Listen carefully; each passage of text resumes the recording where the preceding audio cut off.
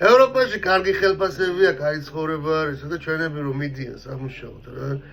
ერთიდან კი არ ჩამოვარდა ეს ყველაფერი ბიჭები.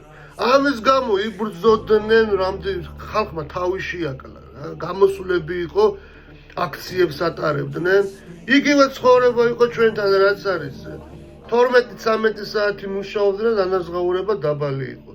ამის გამო ამერიკაში გამოდიოდა ხალხი თავს საკლავდნენ რამდენი შეტაკება მოხდა ეს პოლიციასა და მომიტინგეებს შორის და ძალიან ბევრი ადამიანი დაიღუპა.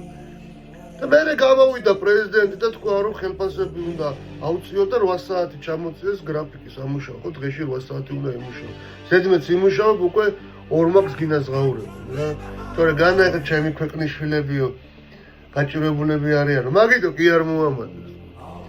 და ამიტომ უნდა ვისწავლოთ სოფლიო ისტორიაც რომ იმათი მაგალითი ავიღოთ ჩვენ რო ეხლა ამ დღეში ვართ ხო ეს უნდა გავაპროტესტოთ ზუსტად რომ ხელფასები უნდა იყოს კარგი სამუშაო გრაფიკი უნდა იყოს როგორც არის კვირაში 8 საათი ხალხი მუშაობს ზოგი 12 საათი 13 საათი და კაპიკას უნდა ზღაურებენ რა ეს არის პირველი პრობლემა რაც ჩვენ გვაქვს რა სხვას უყურებთ ხელებში სხვა ჩვენ საქმეს გასაკეთებელს არავინ არ გაგიკეთებს სადაც გინდა იქ შეგიძლია არავინ არ გაგიკეთებს ჩვენ გასაკეთებელ საქმეს ეგ ერთი იცოდეთ რა ჩვენი სახლი ჩვენ თვითონ უნდა გავარემონტოთ და ჩვენ თვითონ უნდა ავაშენოთ რა თორე სხვა მეზობელი შენ სახლს არავის არ აგიშენებს ეგ იცოდეთ